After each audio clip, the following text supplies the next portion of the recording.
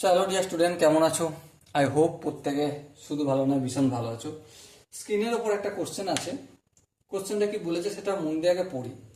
একটি কলমের দাম 44 টাকার 30%, একটি বইয়ের দাম 30 টাকার 44%।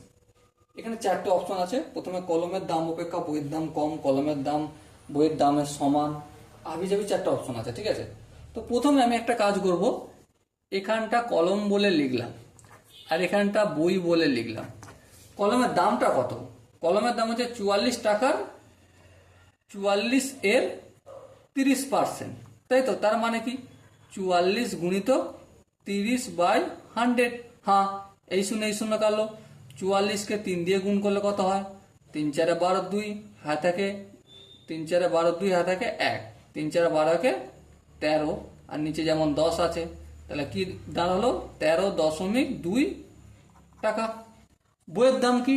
30 টাকার 44%, এই 30 এর 44%, 30 এর থেকে ইন্টু বাই 44, ইন্টু 44/100। এই শূন্য কাটলো।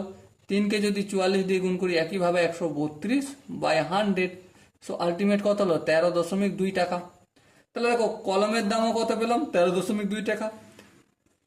বইয়ের দাম কত পেলাম? 13.2 টাকা। তাহলে দুটোই সমান। দেখো এখানে যে অপশনগুলো রয়েছে তার মধ্যে বি অপশনটা দেখো, কলমের দাম বইয়ের দামের সমান, এটা হবে সঠিক আনসার। ওকে, আই হোপ প্রত্যেকে বোঝা গেছে। যদি কোনো জায়গায় ডাউট থাকে, কনফিউশন থাকে, তার জন্য কমেন্ট বক্স খোলা রইল। ওকে, চলো দেখা হচ্ছে নেক্সট সেশনে। ততক্ষণ পর্যন্ত ভালো থেকো, সুস্থ থেকো। জয় হিন্দ।